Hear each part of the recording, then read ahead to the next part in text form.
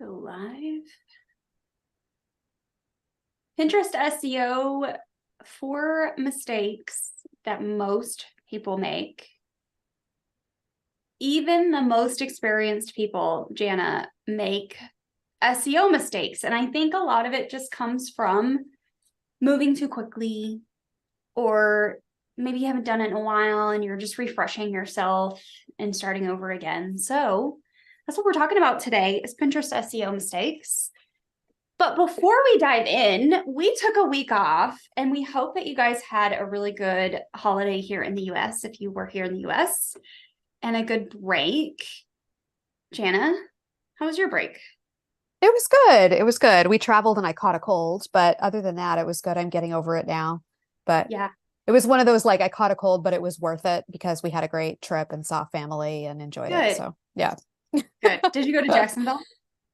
Well, we did, and then we traveled on from there to Atlanta to see extended family. So we did a road trip. Nothing compared to your road trip, but it was a road trip nonetheless. 3,300 miles in Mm, 7 days. mm. I We beat out our summer road trip, which was 2,800 miles in 3 weeks. Amazing. So yeah, it was a long haul. It was a fast haul, and our daughter did get sick on the trip. She got sick on the way home. So Oh, much like yeah, you, she that was probably me. licked a doorknob or something. I And totally did that. I know I am always licking doorknobs. So well, let's chat about these Pinterest SEO mistakes. We have a okay. few viewers now. We didn't have any viewers when we were chatting about our travels. So Oh no.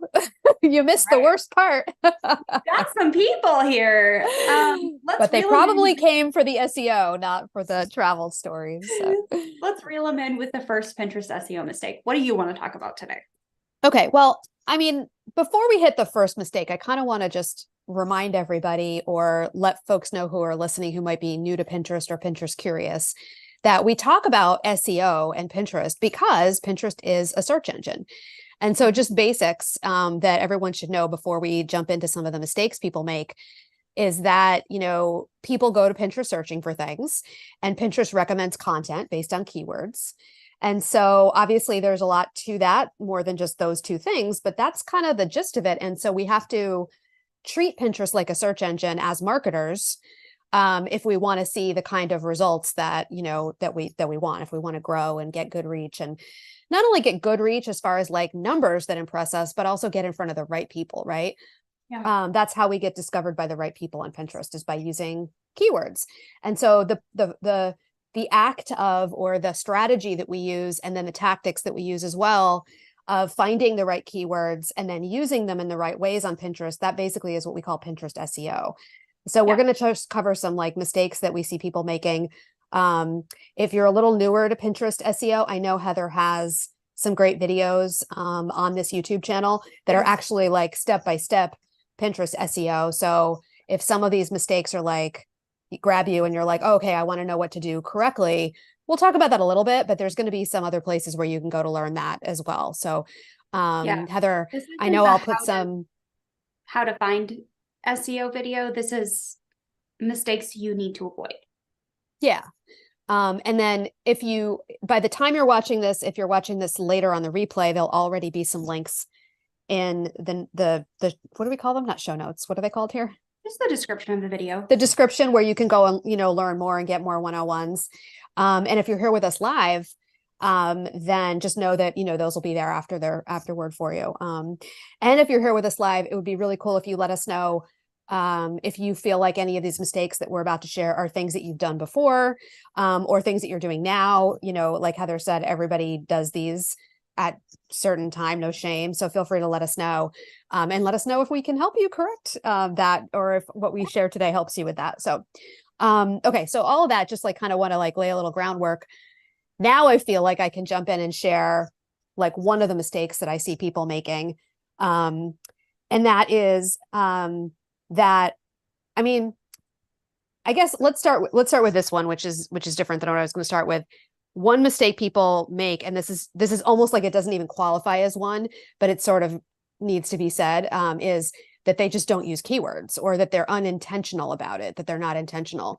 So they come onto Pinterest and kind of think of it like social media, and maybe they accidentally use a keyword, but they're not actually intentionally saying, okay, what are people searching for? And that's the process of doing keyword research.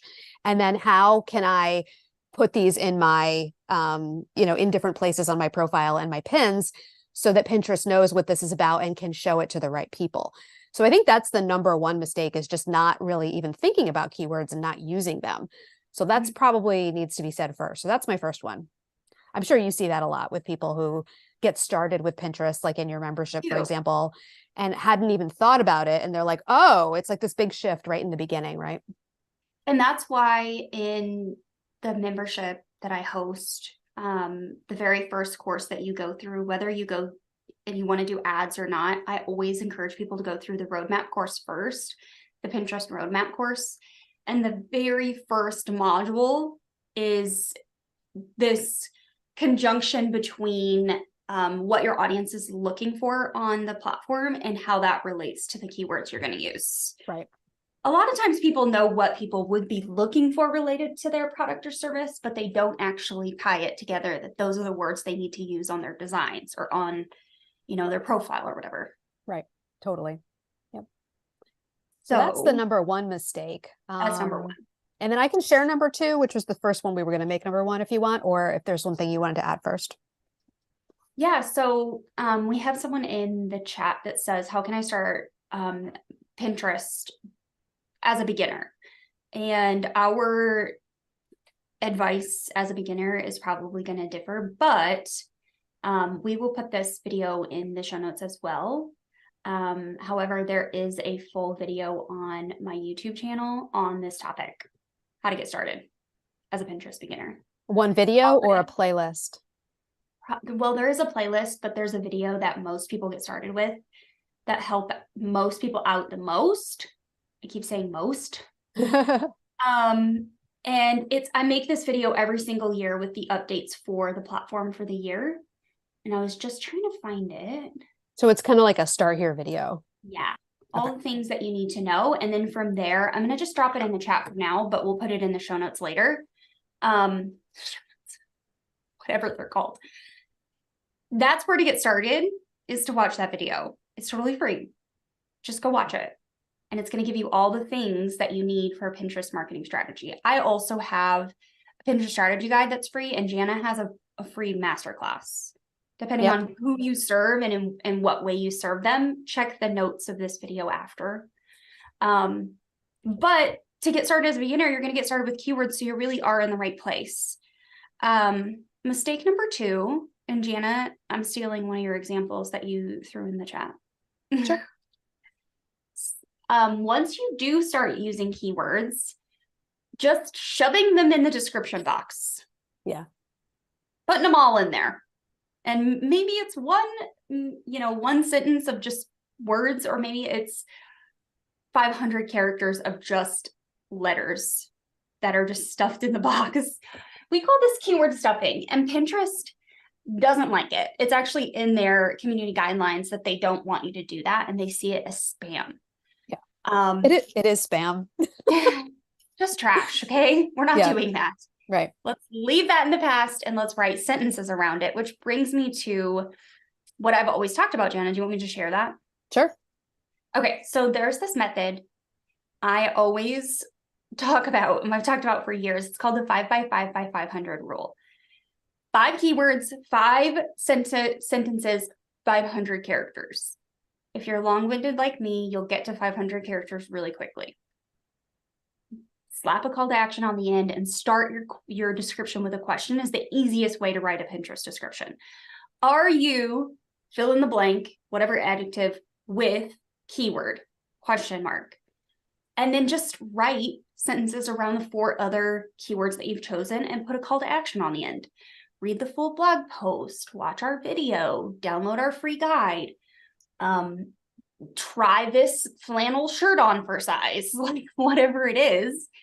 But that's the easiest way to avoid the mistake of keyword stuffing. Yep. So 5 by 5 by 500. So it's 500 words is the maximum in a description. And Heather's saying characters, sorry. And you'll probably use them all. And the 5 sentences, each sentence has 1 keyword in it. Yeah, so that's perfect. And you want to write them conversationally, not just stuffing a bunch of keywords in. So that's perfect. And then I will just say that there are really 7 places, sometimes 8, depending on how you look at it. Sometimes 9 actually, but there are definitely 7 solid places where you can definitely incorporate, and you should incorporate keywords on your profile and your pins. And that's just one of them. So Heather teaches the 5x5 by 500 to easily write a pin description that is keyword optimized, but not keyword stuffed. So that's just an example of a best practice for one of those like 7 areas, basically. So really good. All right. Welcome, Theo. Theo says, I found your Canva Pinterest video really useful. Thanks. Oh, I love that. What's that one? Is Customer that a recent one? Yeah. I don't know. I do a lot of Canva Pinterest videos. It's probably the PDF PSD file one. I'm not sure. Customer care says, should I go with Pinterest Plus or the free account? Well, all Pinterest accounts are free, but you want a business account if you're running a business on Pinterest. So go with a business account. It just gives you some extra tools. Yeah, you need to have a business account if you have any intention anytime ever of making money with your Pinterest profile. That's actually in like the terms of service for Pinterest, is that you have to have a business account. And then you're going to get analytics with a business account that you don't have if you don't have a business account. So that's another really, really good reason to have one. So it's definitely important to have one if you're going to use it for business in any way. Theo says the bulk create Canva video for Pinterest. I use it all the time. I was literally just using that right before we started live. That sounds juicy. It sounds bulk create, and it sounds efficient, which we love. Yeah. Hit us Okay. with another mistake, Jana. This is mistake number 3. Yes. Okay. This is a little nerdy, but I love it. I think it's really good. It's kind of like this is a good one for if there's anyone tuning in or watching us on the replay who kind of know the basics already of SEO on Pinterest, but they're maybe wondering if there's anything they're missing or if there's any way they can kind of up level what they're doing. And basically this is, and I have a whole lesson about this in my course. So this is something I normally teach inside the course, but I'm going to talk about it here. So grab a piece of paper and a pen. Yes, Pinterest with Purpose, my course. Exactly. And basically the idea here is the mistake that I see a lot of people make is that they only focus on keywords that are solution aware and not problem aware. And so I think sometimes what happens is people are they like have this very tight lens about what they want people to find them for. But they don't think about people who would also be really good potential Pinterest followers and audience, and people who they would potentially want on their email list, people who they would consider ideal clients, who aren't necessarily searching for the solution yet, but are still at the place where they're aware that they have a problem that your solution solves. So again, pretty nerdy, but I think it's a really good one. We tend to, in our minds, jump to the solution aware people without considering the problem aware. I see this a lot when I'm doing intensive sessions with clients who are doing keyword research. I have intensives where I do keyword research with clients, and this comes up a lot. So I'm going to give you a couple of examples. I have a past client who has been a business mentor for day rate designers. So she's a mentor that teaches people, designers in particular, like web designers, brand designers, how to change up their business model so that they're doing VIP days instead of like long drawn out projects. Yep.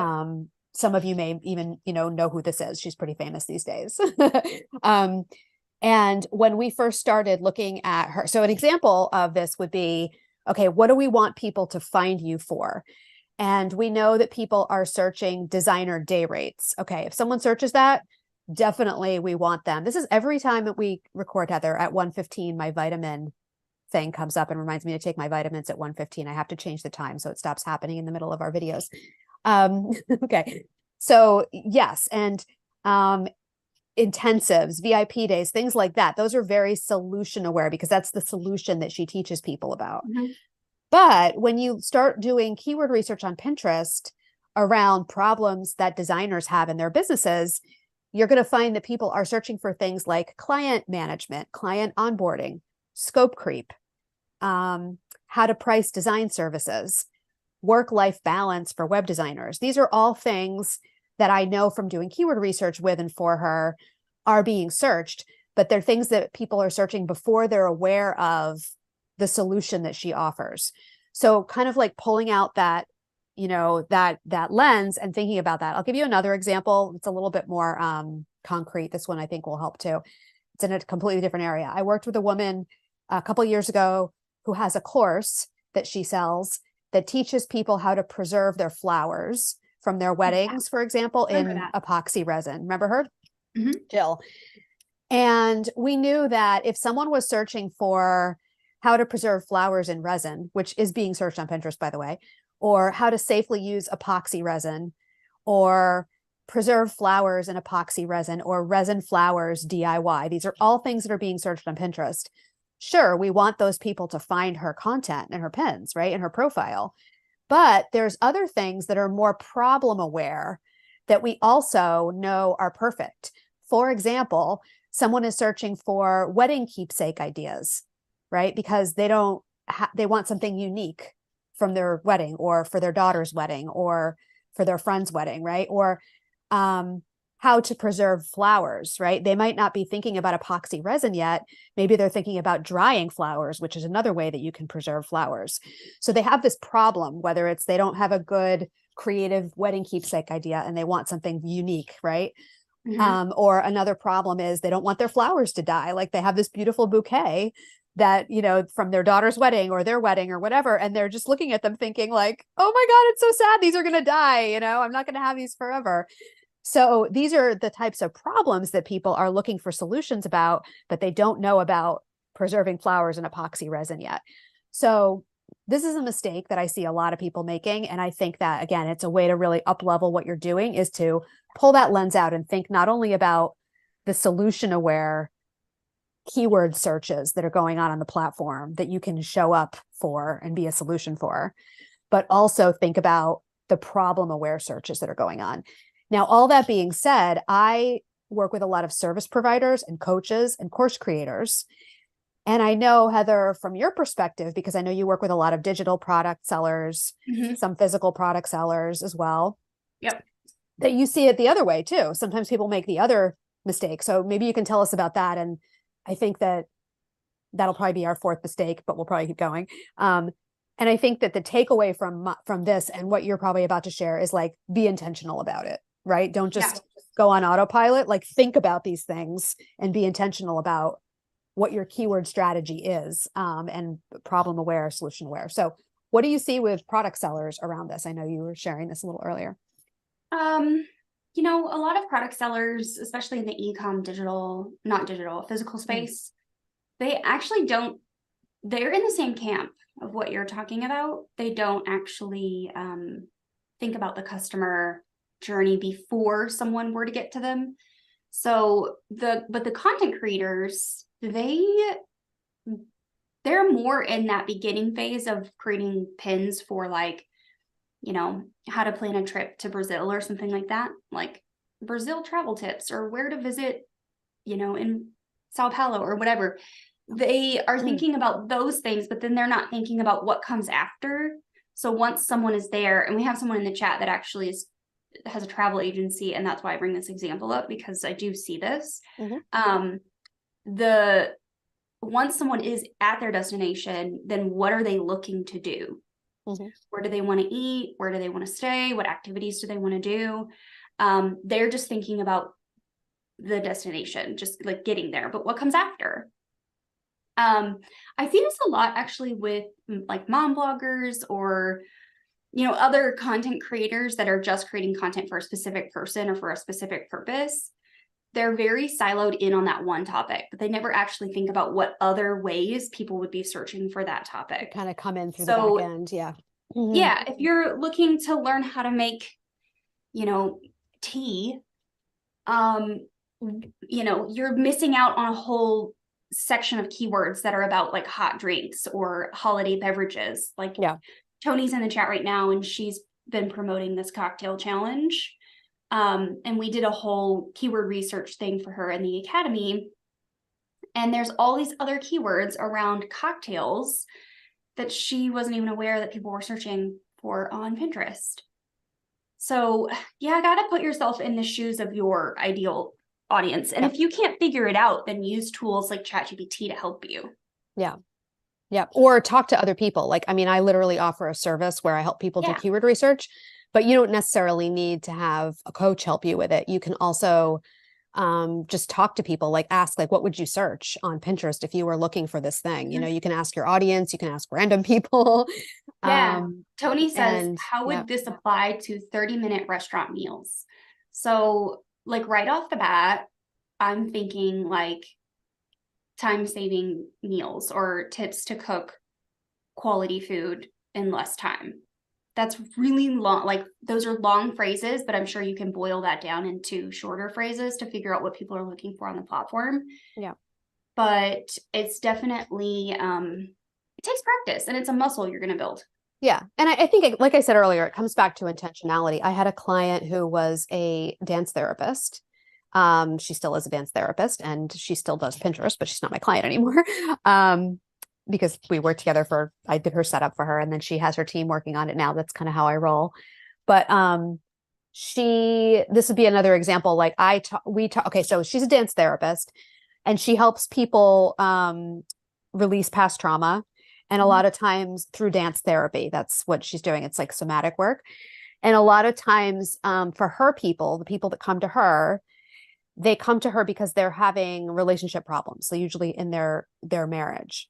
And so at some point I had said to her, well, you know, instead of just looking for things like release trauma and dance therapy and things like that, we could like, what are the problems we're looking to solve? For example, I'm fighting with my husband all the time, things like that. And she said, and she said, oh, but you know what? I'm actually not wanting to attract people right now who are problem aware, but not solution aware. And like, she gets to decide, like, that's her decision, right? And there could be all kinds of reasons why that's the case. She is qualified as a family like type of therapist. She's actually like an LMHT. LMFT.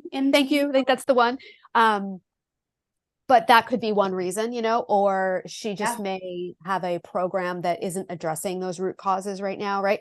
So you do get to decide. You don't have to decide that you're going to go problem aware. If you want to be more solution aware focused with your keyword strategy and who you want to attract in your keywords and in your content, that's fine. Like, we're not here to tell you who you should want to attract, but just like I said, be intentional about it. And I know we're super nerdy right now, but just think about it. Am I going problem aware enough? Am I going intentionally? Solution aware enough? And then, and I wanted to say though, you had said something earlier that I wanted to bring up about product people. Sometimes people who have products, they do keywords for content, but not products. Remember that? Yeah, I do. That's what I was back to that. Okay. Briefly. So these lines can be really gray. An example that just came to mind is for Theo that's in the chat. He said that he has a fitness business that he's trying to, I think maybe the fitness one is the one you're trying to get on Pinterest. Something that very targeted keywords like, you know, glute workouts or how to do a proper glute bridge, that would be like very solution aware. But like at home workouts or how to work out at home in 20 minutes or less could be more top of the funnel problem aware because we have less time to work out. So then how do these things that we're going to actually show them in the workout video or whatever it is fit into this? Yeah. So, or like get rid of saddlebags. I hate to like go there and like sound all judgy or whatever. Cause like, you know, whatever, but I know I've searched that before. I think I've searched how to get rid of side leg butt fat. For better or for worse. And I screenshotted that and sent it to my personal trainer. And she's like, why are you Googling these things? Yeah. Yeah. Oh man. I'm like all of 120 pounds over here trying to lose that side butt fat. Let me tell you. Okay. I have comments, but I'll just save them for later. Well, Jana's like so much smaller than I am. And you know what? I'm just going to shut my mouth. Well, I'm shorter than you are. I'm not really smaller. Okay. You said I sent it in a voice message. So now I don't know. Okay. You were saying that I- sometimes people like, okay, say you're a product seller. I always think of your like backpack people. Um, and you know, Yes. you're I've had a creating lot of those. yeah, you're creating you're looking for keywords that are related to the content you've created, like your blog posts and things like that model and show your backpack being used in lifestyle situations and whatnot. But I think what you were saying is that sometimes people forget to actually just use the product keywords, like Yeah. backpack for, Moms. yeah, or right, exactly, or Dad leather for bag, backpack. Yeah, backpack for dads. right. Like it's almost like they sort of skip over the obvious, right? Yeah. Yeah, that happens. And a lot of people actually just forget to use product keywords in general. They think they can only use or promote free content on Pinterest. And this is just something that's always happened because Pinterest is just known for having a lot of blogs and recipes and like Content. tutorials and things.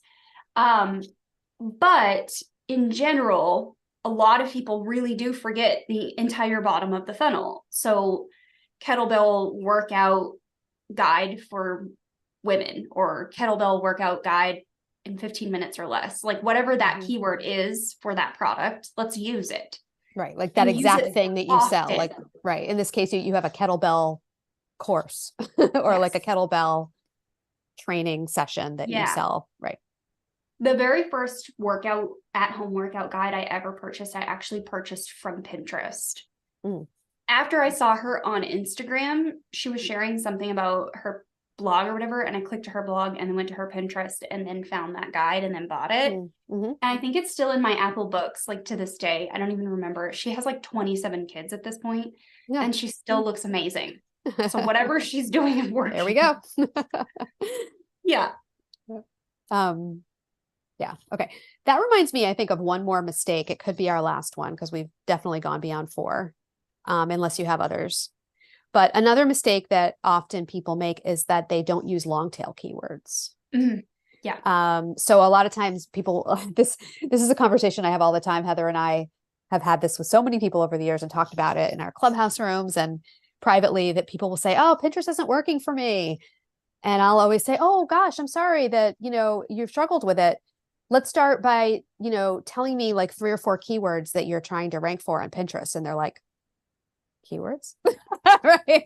So that goes back to the first mistake. But when they're not saying that, they'll say things like, oh, what kinds of keywords do I want to rank for? Spaghetti. Healthy lifestyle. Well, healthy lifestyle, they'll say. Or, like dating, stuff like that. Relationship tips. Yeah. And I mean, relationship tips is starting to get into a little bit more long tail, but basically, one way of saying that it's a mistake not to use long tail keywords is to say that, and I'll define what long tail is in a second, technically, but another way to say that is to not get specific enough with your keywords. Like if you're trying to literally rank, if you think that when somebody types in healthy lifestyle on Pinterest, that you have any chance, unless you're like a huge account, unless you're like Mind Body Green or, some influencer with 8 million followers or whatever. I don't even know if that's a thing on Pinterest. Like if you think that your pin with the keyword healthy lifestyle is going to come up at the top or in the first scroll, like no. But if you specialize in something specific around healthy lifestyle, let's say gluten-free kosher recipes for families, right? Like, oh, okay, now that you're getting more long tail, more specific, and a long tail keyword is at least 2, all the way up to maybe 5 or 6 words strung together in a phrase. The more words, technically, like not always, but it's sort of like that, the more specific you're getting. If you're more specific with your keywords, you're going to stand a much better chance to be found for that search. It's kind of like low competition, sort of the way we think about that on other search engines. Kind of like that. It's not exactly, but a little bit like that. Yeah. And the more likely you're also going to get in front of like just the right people, right? Just the perfect people. I mean, if have a coaching program, which we know a couple of women who do, who help women with gluten-free, kosher family management. That's like just the right person is searching for those kinds of things, right? That's how you get in front of just the right person. So healthy lifestyle, workouts, nope, sorry, way too general. We need to get much more specific. Yeah. And that's definitely a mistake I see a lot of people make in the beginning when they're first trying to figure out keywords on Pinterest. So Amon says how to promote a gardening based blog on Pinterest. I have a gardening client, actually. I was just using the bulk crate that Theo and I were talking about in the chat on her pins. So you just have to start with that. There's a video in the up above in the comments of like how to get started on Pinterest, or like what to think about when you're getting started. But you want to start with thinking about how, what do you talk about? Do you talk about landscaping, or do you talk about vegetable gardening? And then you start there with your keyword research. I like to take the pillars that I have in my business. So my pillars are organic Pinterest, paid Pinterest, automation, and graphic design. And then what comes underneath that umbrella. So there's like how to schedule Pinterest pins for free, how to do manual pinning, how to use Tailwind. And sorry, I'm just going to delay these ads because I don't know why we have ads running in the middle of the thing. So those are all then additional pieces of content and boards I can create, and then keywords I can research for. So Amon says mostly about flowers. Yeah, I would take a look. We're going to put some links in the description after the video ends about, a couple of my Pinterest SEO videos. And then we'll put that like how to get started on Pinterest in 2023. It's still accurate for 2024, but it's obviously I filmed it this year. So watch those videos. And I think that there is even a board strategy video, Jana, that I will get, and we can pop that in there. Okay. How to think about your board strategy. I did a couple really nice like slide-based videos where I'm like breaking down this topic and like really going through each part of it. And I think that those will really help you, Amon. Live Chill Life says, I don't know what happened, but for about 3 months, I was getting 15 to 30,000 views per day. I'm assuming that's on Pinterest. I don't know now if I'm lucky to get 2,000. I don't know what I did to upset Pinterest. Well, chances are you didn't upset Pinterest. Chances are something you had went viral. The way that I like to look for virality, and then we'll bring this back around to what we're talking about, Jana. Live Life is in your analytics. I want you to scrub back in your timeline on your date calendar to find where that spike happened. And then I want you to start narrowing in on just that one day in the calendar and see what your top pins were down below in the list. And then I want you to track those over the course of when they started dropping off. Now, remember, Pinterest is a 30-day, every 30 days, the 31st day, what happened 30 days ago is going to drop off. Does that make sense? So it's consecutively every 30 days. So if something happened 31 days ago and you had 10,000 impressions on it, well, on day 31, that's going to drop down. And it's going to continue to stair step down until it's out of your analytics, unless it picks back up. We see that often, and it's usually virality. Yep. So virality happens, and then when it normalizes again, your numbers, that 30-day window number, which is expressed at the front of your profile, that's publicly visible, is impacted by that when it goes back down to normal. Okay. So I hope you guys found the mistakes to be helpful that you can avoid. Use long tail keywords, use them regularly. Don't just use them once and forget about them. If you have a keyword that you've honed in on and you really like that keyword or that topic, then use it frequently. There is not a keyword cannibalization that's going to happen on Pinterest like Google. So use them frequently. Make sure they are relevant to the pin that you're pinning, though, because there is a level of relevancy that has happened when Pinterest indexes your content for keywords and for images in the pin. Yeah. So that basically means like just because if you use a certain keyword, you know that you get a lot of views. If you start to see that, notice those patterns, we don't want you to use that keyword on something that's not related to that. That's another sort of form of spammy keyword stuffing that unfortunately some people do. Nobody who follows you would do that, Heather, because everybody who follows you is here for the real long-term success with the platform. But I know that some people occasionally do that. They think it's some kind of hack or trick, and it's dumb. Yeah, the goal isn't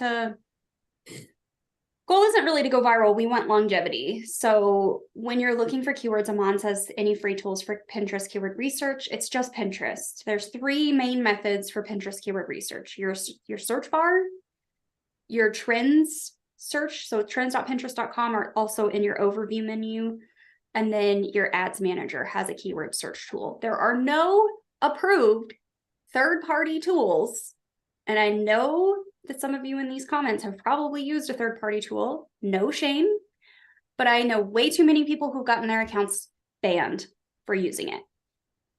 So I do not approve. There's no stamp of approval here for any third-party search tools. I will say, if you're having trouble with getting started with Pinterest keywords, I always tell people and encourage people to start with your Google keywords. If you know what you want to rank for on Google, let's just validate those in the search bar on Pinterest and see if they show up. If they do, you're in a good place. Yep. And if you have no Google keywords, if you have no keywords at all, there are methods that I know, Heather, you teach in the membership for getting started with figuring out where to start. It's really just about dedicating some time, sitting down, and then following a process. Heather teaches one in her membership. I teach one in my course, Pinterest with Purpose. Keyword research isn't hard. It's a little tedious. That's why it's good to have a system to follow, like your system or my system, so that you feel like you're making progress, I guess, because otherwise it can feel like you're going down all these rabbit holes and you don't know like where they're going or where they're ending. But it's not hard. And if you're doing it and you're like, oh, wow, this feels easy. Is this right? Yes, it's right. Like, it's not difficult to use the free tools on Pinterest to do it. It's just a little bit tedious. So you just need the time and the guidance to go through and do it. And yeah. So next week we're talking about my content isn't getting me clients. 3 content marketing mistakes that coaches are making when it comes to creating content that gets clients. So if that sparks your interest at all, make sure you hit the notify button on the video on the channel page. And we'll have some links in the description that we've mentioned right after we hit end. Probably give us, half hour to finalize things. Jana's got to go take her vitamins. She always does blinks. I took them already. So, well, thank you guys all for hopping in the chat and being active and asking really great questions. I hope we see you guys back here again. One final question for Theo, and then we'll get going. I have friends who suggest 5 pin posts a day linking to different URLs on their blogs. Do you suggest that for growth, or does it come across badly? No, I actually really like 5 a day. A lot of people aren't able to do 5 a day. So in some of the videos on the channel, if you watch them, you're going to notice me saying 1 a day minimum. That's our minimum viable strategy on Pinterest. But I do like 5 a day. And oftentimes my own Pinterest account has 5. And I have students and clients who do 1 or 2 a week.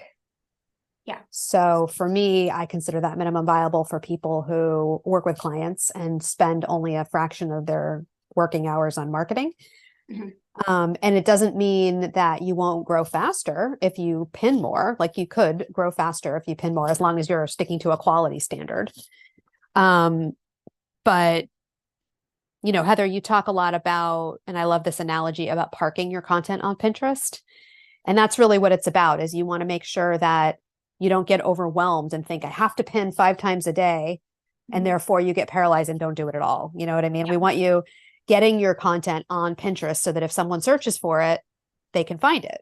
If you don't put your content on Pinterest and people are searching your topics on Pinterest, which they are, then they can't find it. So it's really about sticking to like a habit of doing it, whether it's, 1 or 2 a week, like some of my very minimum viable people, or 1 a day, like some of Heather's minimum viable folks, or, 5 a day, like you're thinking about. And, there are some people who hire Pinterest managers, and Heather has managed loads of accounts over the years. And I've managed some over the years too. And in that case, then you probably want to be doing, you know, more, because that's what you're paying someone to do, is to stay on top of it for you. Question for you, Jana. Does Kay talk about branding and rebranding? Yeah. Yeah. Okay. I'm going to put in the chat for you, Jules, someone to check out. Her name is Kay Putnam, and I don't talk about branding or rebranding. That is not my wheelhouse, but Kay does, and she's really good at what she talks about. Oh yeah. Kay has She's an got a incredible YouTube channel. Yeah, she's got an Jules. incredible YouTube channel. We can link it in the notes. Yeah. And Karina says, thank you, ladies. This is my first live. Thanks, Karina, for joining. All right, we are going to go before we get hit with an ads thing again. So I'm going to hit end. We will see you guys here next week, same time. Bye for now. See ya.